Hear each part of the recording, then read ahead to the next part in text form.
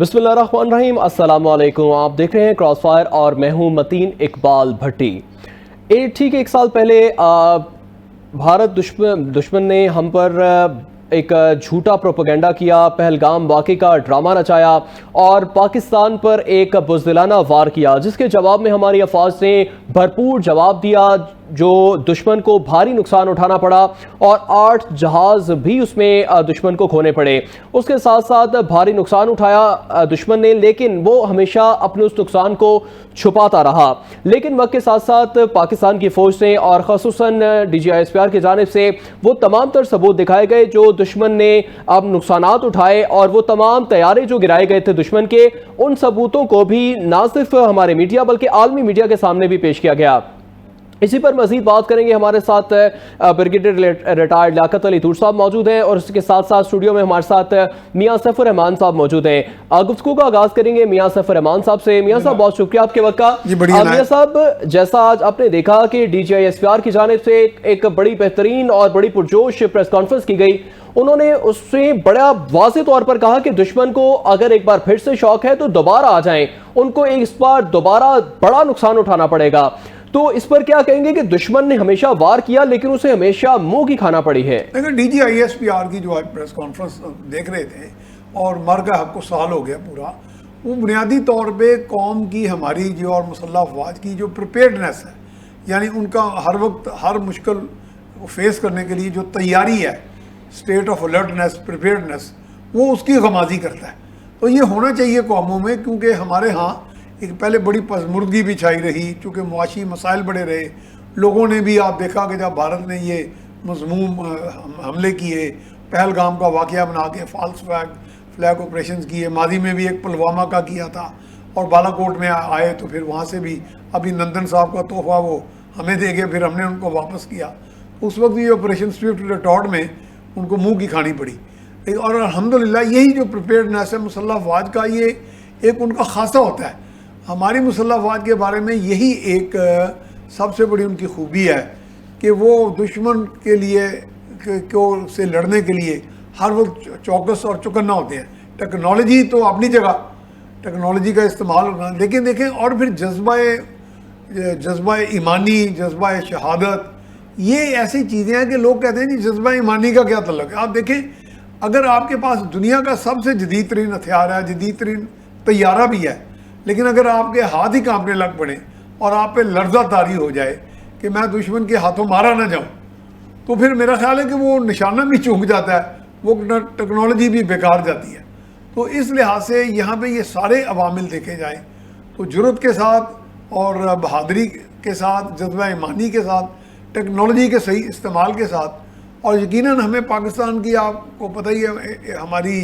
Air force के अंदर जो है, जैसे चाइनीज़ जो एयरक्राफ्ट हैं वो इंडक्टेड हैं और वो बड़ी महारत रखते हैं हमारे पायलट उस पर। और जैसा कि मैंने शायद आपको एक प्रोग्राम में बताया भी था, मैंने चीन के सफ़ीर का इंटरव्यू किया एक्सक्लूसिव, तो वो मैंने उनका एक्सीलेंसी हमारे मेन स्टे किया दोनों मुल्कों के तल्लुकात का, तो वो कहने लगे मिलिट्री टू मिलिट्री रिलेशंस। वो फिर बाद में हमें कि बहुत सी खबरें ख़ास तौर पर मार्का हक के दौरान सामने आई इंटरनेशनल मीडिया की तरफ से कि पाकिस्तान का अब चीन की टेक्नोलॉजी और आर्मामेंट्स इक्विपमेंट, मिलिट्री इक्विपमेंट पे जो निसार है वो अब 81% है। और अल्हम्दुलिल्लाह फिर उस लिहाज से तो बड़ी कामयाबी मिली। आज मैं किसी साहब के पास बैठा था, बड़े एक्सपर्ट थे, वो कह रहे थे कि वो कुछ कारोबार इस तरह का करते थे, बड़ा हैवी मशीनरी का, कि पहले हम अमेरिकन टेक्नोलॉजी यूज़ करते रहे, लेकिन जब हमने चाइनीज़ टेक्नोलॉजी को स्विच किया तो हमें उसके बहुत खातिर खा नताइज अच्छे मिले। तो इसका मतलब चीन ने जो सोफिस्टिकेशन हासिल किया है, और अल्हम्दुलिल्लाह पाकिस्तान को चूँकि एक ट्रैक रिकॉर्ड था चीन के साथ दोस्ती का, और उस वजह से चीन हमें अपना आयरन ब्रदर यानी फौलादी भाई समझता है। और इसमें पाकिस्तान की तकरीबन तमाम हुकूमतें, जरदारी साहब की माजी की हुकूमत, गिलानी की हुकूमत और फिर नून लीग की हुकूमत, इन सारी हुकूमतों ने चीन के साथ तल्लुकात को फ़रोग दिया। एक फेज़ आया था हमारे यहाँ, एक हुकूमत ऐसी भी आई थी जिसने इसको थोड़ा स्लो डाउन किया या बैक बर्नर पे ले गए, लेकिन इज्तिमाई तौर पे हमारे चीन के साथ तल्लुकात बहुत अच्छे रहे। और हत्ता कि मैं चीन ख़ुद भी चूँकि 5 मरतबा गया हूँ, पहले मैं एक दफ़ा वज़ीर आज़म के साथ वहाँ गया था, फिर उनकी इन्विटेशन पे गया, तो हमने एक दफ़ा मेटलर्जिकल कॉरपोरेशन के चेयरमैन से भी मिले थे। और आपको पता है मेटलर्जी का एटमी प्लांट से बहुत तल्लुक़ होता है, تو ہمیں پھر وہاں اندیا دیا گیا کہ اب ہم بڑے ویسل کی طرف جا رہے ہیں، جس طرح یورپ کے ممالک یا P5 دوسرے. لیکن میاں صاحب جیسا ہم نے اس سارے سینیریو میں دیکھا کہ بھارت کی جانب سے جو پہلگام کا ایک ڈرامہ رچایا گیا تھا جس میں 6 لاکھ فوج جو ہے وہ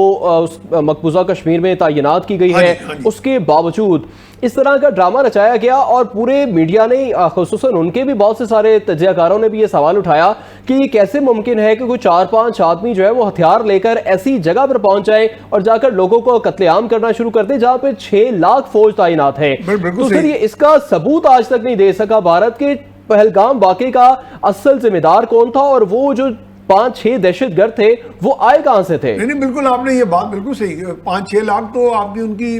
ریگولر فورس ہے، اس کے علاوہ ان کی پیراملٹری فورس ہے وہ بھی تقریباً 3 لاکھ کے قریب ہے. اور پھر یہ ہے کہ ان کے ملٹی لیئر سیکورٹی سسٹم ہے، یعنی کہ ایک اگر کراس کر جائے، اگر کوئی دہشت گرد کہہ لیں جس کو وہ آتنکوادی کہتے ہیں، پھر آگے دوسرا لیئر آف سیکورٹی ہے، پھر تیسرا لیئر آف سیکورٹی ہے، اور پھر وہ جو ایک نقشہ بھی ڈرا کیا گیا تھا جو ہمارے تجزیہ کاروں نے یا جو ملٹری اسٹریٹجی کے ایکسپرٹس ہیں، وہ پتہ چلا تھا کہ بڑا اچھا خاصا فاصلہ ہے، اور وہ فاصلے کو طے کرنے کا جو وقت انہوں نے پیش کیا تھا بھارت نے وہ بھی جھوٹا تھا. دراصل بھارت کو عادت پڑی ہے ماضی میں، بھارت کا آپ کو پتہ ہے انڈین کرونیکلز ایکسپوز ہوئے، سامنے آئے دنیا میں، تو اس میں پتہ چلا کہ بھارت نے جو پروپیگنڈا آفینسو لانچ کیا تھا وہ دنیا میں بڑا بکھرا تھا. تو یہ اس میں ہمیں نہ صرف ملٹری فتوحات ملی ہیں بلکہ بھارت کے پروپیگنڈے کو بھی ہم نے شکست دی ہے کہ ہمارا جو سٹانس شروع سے تھا پہلے دن سے آج تک کہ جی ہم کبھی نہ جاریت کرتے ہیں نہ جاریت کرنے دیتے ہیں، تو وہ پھر جب کہ اور در اندازی کرتے ہیں، تو بھارت کے پروپیگنڈے کو بھی منہ کی کھانی پڑی. اور دنیا میں اب امریکہ جیسا ملک جو ہمارا دوست کم تھا، جو بھارت کا زیادہ بڑا دوست تھا، آپ کو پتہ بھارت کا امریکہ کا سول نیوکلیئر معاہدہ بھی تھا، تو اس نے یعنی معترف ہو کے کہا کہ نہیں کہ پاکستان نے یہ جہاز گرائے، وہ کہ وہ تعداد میں کوئی صدر ٹرمپ آگے پیچھے کر دیتے تھے، لیکن بنیادی طور پہ وہ جو فتح ہمیں حاصل ہوئی اس کی دنیا معترف ہے ثبوتوں کی بنیاد پہ. یہ نہیں کہ پاکستان نے کوئی پروپیگنڈا کر دیا یا ہمارے DGISPR نے کہا جی یہ دیکھیں. اب تو ٹیکنالوجی کا دور ہے، سرویلنس ٹیکنالوجی اتنی زبردست ہے، امیجری ہے دنیا کی ہر جگہ. میاں صاحب جیسے یہ بھی ایک بات سامنے آئی کہ اس پہلگام واقعے کا مقدمہ جو ہے وہ تقریباً 10 سے 15 منٹ کے وقفے کے ساتھ ہی وہ درج کر لیا گیا، جبکہ یہ بھی کہا جاتا ہے کہ وہاں سے جو متعلقہ جو تھانہ ہے اس کا فاصلہ کم از کم 1 سے 1.5 گھنٹے کا تقریباً ہے. تو یہ بھی ایک بڑا ایک جو ہے وہ فلو سامنے آیا ان کی جانب سے کہ اس طرح کا ایک بھونڈا ڈرامہ رچایا گیا جو ساری دنیا نے مذاق بنا دیا کہ یہ کیسا ایک تماشا ہے کہ ایک جگہ پر جہاں پر 6 لاکھ فوج تعینات ہے وہاں پر 5 لوگ آتے ہیں اور لوگوں کا سرعام قتل کرتے ہیں، چلے بھی جاتے ہیں اور ان کی فوج کو خبر نہیں ہوتی. تو اور اس کا مقدمہ بھی جو ہے وہ 10 سے 15 منٹ کے وقفے پہ درج کر لیا جاتا ہے. تو یہ ایک بہت زیادہ کنٹروورسل ایک معاملہ تھا جس پر تبھی سوالات اٹھنے شروع ہو گئے، لیکن آج کے دن تک کوئی بھی ثبوت پیش نہیں کر سکا بھارت. صحیح بات ہے، یہ اسکرپٹڈ تھا جی سارا. یہ ایسی تھا کہ ہم جیسے وہ ایک آپریشن کے لیے جب پلاننگ کرتے ہیں کہ جی اس طرح کے بندے آئیں گے ماریں گے، ہم ساتھ ہی پرچہ درج کر دیں گے، لیکن منصوبہ سازوں نے یہ نہیں دیکھا کہ ہم نے یہ نہیں کیلکولیٹ کیا کہ جب فاصلہ ہی 1.5 گھنٹے کا ہے تھانے تک پولیس اسٹیشن تک جانے کا، وہ 15 منٹ میں جا کے FIR وہاں کیسے درج کرائی جا سکتی ہے. تو بعض اوقات ہوتا ہے نا کہ آپ جب جھوٹ کی بنیاد پر کوئی منصوبہ بناتے ہیں تو وہ جو اس کی بنیاد کوئی نہیں ہوتی، اس کا سر پیر نہیں ہوتا، وہ ایکسپوز ہو جاتا ہے. پھر پاکستان نے برملا بارہا کہا کہ جی آپ دنیا میں کسی بھی تھرڈ پارٹی سے انویسٹیگیشن کرا لیں، کسی غیر جانبدار مبصر سے انویسٹیگیٹر سے اس کی تحقیق کرا لیں، تو اس کے لیے بھارت نے کبھی جواب نہیں دیا. بھارت کے ہاں سے دراصل وہ جو ایک ماضی تھا وہ اب ایکسپوز ہوا کہ جی یہ تو ایک پروپیگنڈا ہی چلتا آ رہا تھا کہ جی ہمارے ہاں در اندازی ہوتی ہے، اور انہوں نے دراصل یہ ایک بنیاد بنائی تھی کہ کشمیر پہ اپنا قبضہ جو جمانے کی، تو اس کے لیے پھر انہوں نے اس طرح کے حربے کیے لیکن اس میں کامیابی نہیں ملی. جی میاں صاحب، جیسا آج کی پریس کانفرنس آپ نے یقینی طور پر دیکھی ہوگی، اس میں بھی یہ واضح طور پر deputy chief of air staff کی جانب سے کہا گیا کہ ہم نے بھارت کے 8 جہاز جو ہیں وہ گرائے تھے ایک سال قبل، اور اس میں 4 رافیل تھے، ایک S-30 اور ایک MiG-29 اور ایک میراج طیارہ بھی شامل تھا، جس کا بارہا امریکی صدر ڈونلڈ ٹرمپ بھی ذکر کرتے آئے ہیں کہ پاک بھارت جنگ میں 8 طیارے گرائے گئے تھے، اور آج اس بات کی تصدیق بھی کر دی گئی ہے جو ہے وہ ایئر چیف اسٹاف کی طرف سے کہ اس میں 8 طیارے گرائے گئے تھے۔ تو سر اس پر کیا کہیں گے؟ یہ بہت بڑی کامیابی ہے ہمارے پاک فضائیہ کی، جس میں بزدل دشمن کو بھاری نقصان اٹھانا پڑا، اور جس طیارے پہ ان کو بہت ناز تھا وہ رافیل طیارہ، 4 طیارے وہ گرائے گئے، اس کے ساتھ ساتھ ٹوٹل 8 طیارے جو ہیں وہ اس دشمن کے گرائے گئے۔ تو اس پر سر کیا کہیں گے؟ بڑی کامیابی ہے۔ پاک فضائیہ کا ٹریک ریکارڈ اس معاملے میں بڑا قابل فخر ہے۔ ہمیں یاد ہے سن 65 کی جنگ میں جس طرح بھارت کے طیارے گرائے گئے، اور پاکستان کے پاس F-86 طیارے تھے، سیبر پلین کہتے تھے، وہ بھی کوئی اتنے جدید طیارے نہیں تھے، وہ خیر اتنی جدت کا دور بھی نہیں تھا، لیکن ان کے بارے میں بھی یہ تھا کہ وہ ہم سے بہتر ہیں، یا ان کے پاس ایئر سپیریورٹی بھی ہے، یعنی 1:3 کا ریشو، اگر ہمارے پاس ایک جہاز ہے تو ان کے پاس 3 ہے، یعنی اس طرح کی ریشو تھی۔ تو اس ریشو کے باوجود، اور لوگوں نے اپنی آنکھوں سے دیکھا، یعنی باقاعدہ لاہور کے فضا میں اسٹریفنگ کی گئی پاکستان ایئر فورس کی طرف سے بھارتی طیاروں پہ، وہ نیٹ طیارے تھے غالباً ان کے بارے میں کہا جاتا ہے، ان کا نام تھا،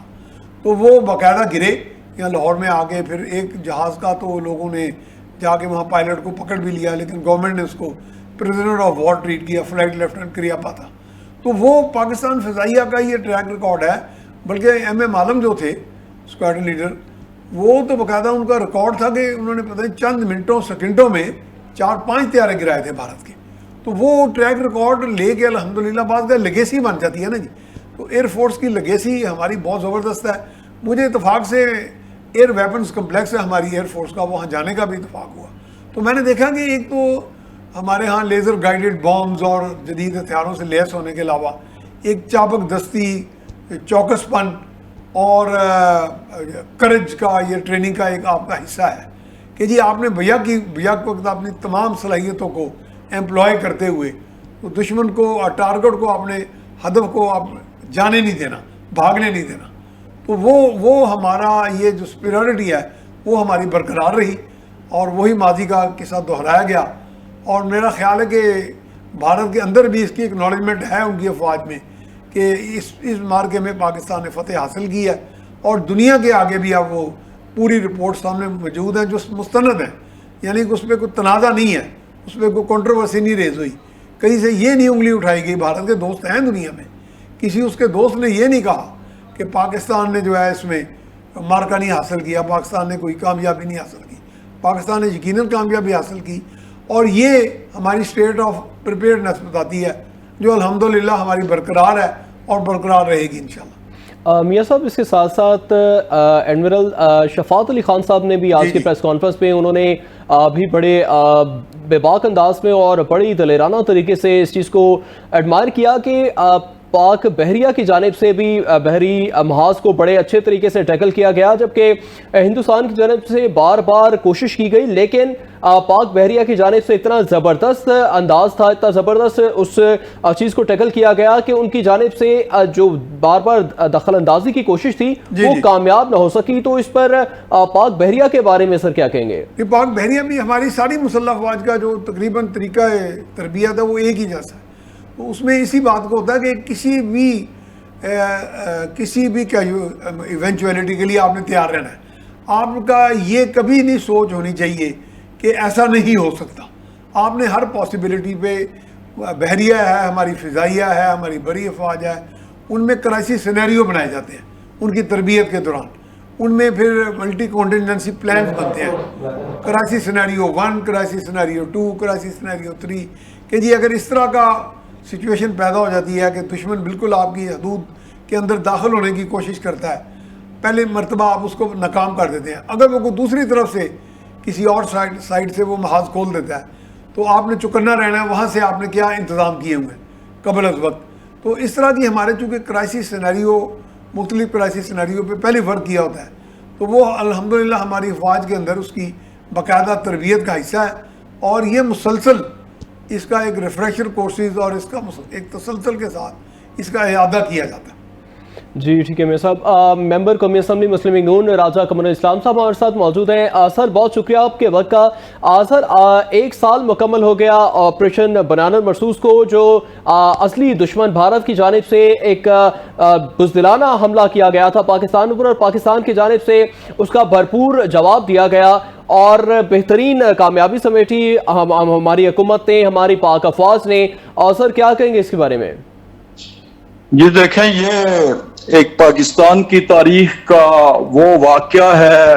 وہ لمحات ہیں، وہ تاریخی حقیقت ہے کہ جس پہ اب ماہ و سال شاید اثر انداز نہیں ہوں گے، اور یہ ہر گزرتے سال کے ساتھ اس کی اہمیت جو ہے وہ بڑھتی جائے گی۔ اس کی وجہ یہ ہے کہ اس بنیان المرصوص میں اور مارکہ حق کی اس فتح نے پاکستان کو وہ دی ہے ایک دنیا بھر میں پوزیشن اور ریجن میں پوزیشن کہ جس کا شاید ہر گزرتے لمحے، ہر گزرتے دن کے ساتھ، اور اس کا ہم نے حال ہی میں اس کے مظاہرے دیکھے بھی ہیں۔ پھر ایک دوسری بات یہ ہے کہ یہ پہلی دفعہ اس طرح ہوا کہ اپنے سے 5 گنا بڑی طاقت کو بری میدان میں، فضائی میدان میں اور سمندری میدان میں جس طریقے سے، جس طور سے جو ہے وہ ہم نے اس کو شکست سے ہمکنار کیا، یہ تاریخ میں ہمیشہ لکھا جائے گا۔ اور اس کے بعد آپ دیکھیں کہ چوں نہیں ہوئی بھارت کی طرف سے کہ جو ہر لمحہ کسی نہ کسی لمحے کی تلاش میں ہوتا تھا، اور پراکسی وار پہ وہ مجبور ہوا کیونکہ اسے پتا چلا کہ اب میدان جنگ میں ہم مقابلہ نہیں کر سکتے۔ اور یہ تسلسل تھا ایک لمبی محنت کا، مسلح افواج کی پیشہ ورانہ تیاریوں کا، اور پھر اس کی عادت کا کہ جس نے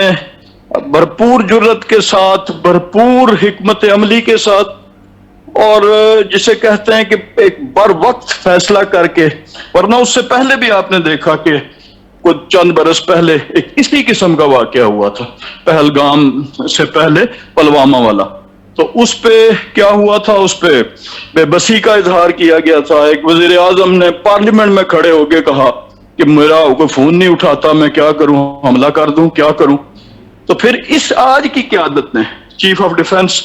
فورسز ہمارے فیلڈ مارشل بالخصوص، اور ہماری بری، اپنا بحری اور فضائی افواج کی قیادت نے وہ فیصلہ کیا اس لمحے میں کہ نہ صرف حملہ کیا بلکہ دھول بھی چٹائی۔ تو یہ اس کسی حوالے سے دیکھا جائے، یعنی ملٹری اسٹریٹجی کے حوالے سے،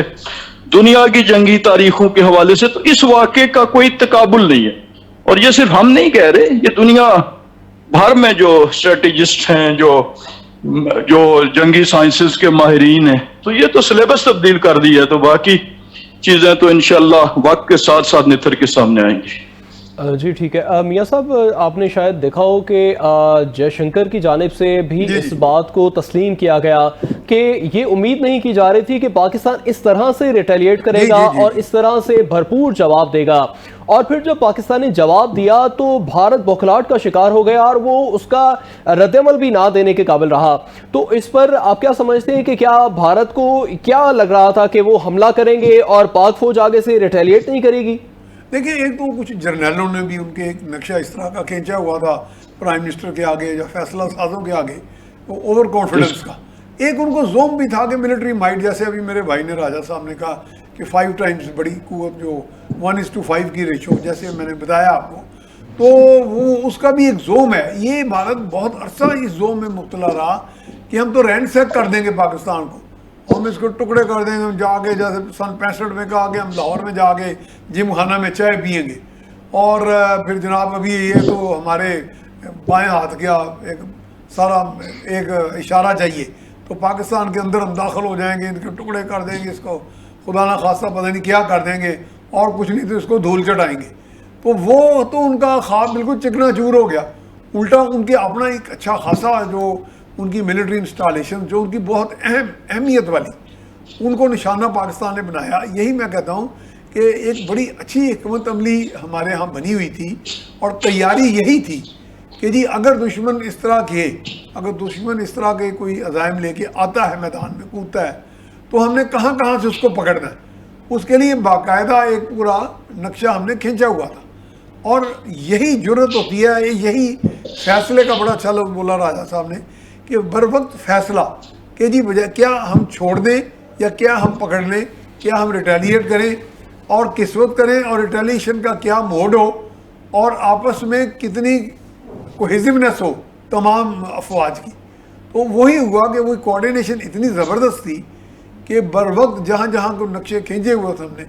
وہاں ہم نے ہٹ کیا, اور وہ کبھی سوچ بھی نہیں سکتے تھے کہ یہ ہوگا. تو یہ کافی آنے والے وقت کے لیے بھی کہ اگر وہ بہت زیادہ کوتاہ اندیشی کا مظاہرہ نہ کریں تو یہ آنے والے وقتوں کے لیے بھی میرا خیال ان کے لیے بہت بڑا ایک سگنل ہے, ایک بہت بڑی وارننگ ہے کہ انف از انف, کہ اب یہ کوئی مزید مس ایڈوینچر نہیں چلے گا اگینسٹ پاکستان. جی ٹھیک ہے. راجہ صاحب, وزیر داخلہ محسن نقوی کی جانب سے آج پریس کانفرنس کی گئی اور اس میں انہوں نے بتایا کہ اس تمام آپریشن میں فیلڈ مارشل سید عاصم منیر جو ہیں وہ وزیر اعظم سے مسلسل رابطے میں رہے اور تمام صورتحال سے آگاہ کرتے رہے اور رہنمائی بھی حاصل کرتے رہے, اور اس بہترین کمبینیشن کے نتیجے میں ہم نے دیکھا کہ نہ صرف دشمن کو شکست ہوئی بلکہ ہم نے ان کا بھاری جانی اور مالی نقصان بھی کیا. تو اپنی اس بہترین قیادت اور اس کے ساتھ ساتھ پاک افواج کے اس بہترین کمبینیشن کے بارے میں کیا کہیں گے؟ دیکھیں, یہ میوچول انڈرسٹینڈنگ جو ہوتی ہے قیادت کی, سویلین قیادت کی اور ہماری عسکری قیادت کی, یہ اس پوری یعنی ایپیسوڈ کا ایک جسے کہتے ہیں کہ وہ ہے ایک جیم ہے کہ جس کی بنیاد پر یہ ہوئی. یعنی آپ نے اس وقت بھی سنا ہوگا کہ پرائم منسٹر ارلی مارننگ فجر سے پہلے سوئمنگ پول میں تھے اور یہ اطلاع ملی اور پھر یہ ہوا. تو اس کا کیا ہوا کہ یہ ہما وقت ہماری جو فی الخصوص عسکری قیادت تھی فیلڈ میں, یہ شاید پتہ نہیں کتنی راتیں یہ لگاتار جاگے, کیونکہ ہر لمحہ اس میں تو ایک فریکشن آف اے سیکنڈ میں فیصلے ہونے تھے, اور فیصلے ہوئے اور ان فیصلوں نے بتایا, جیسا میرے بھائی نے ابھی کہا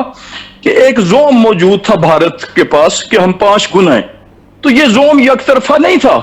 دوسری طرف اسی مفہوم کا ایک خدشہ بھی موجود تھا.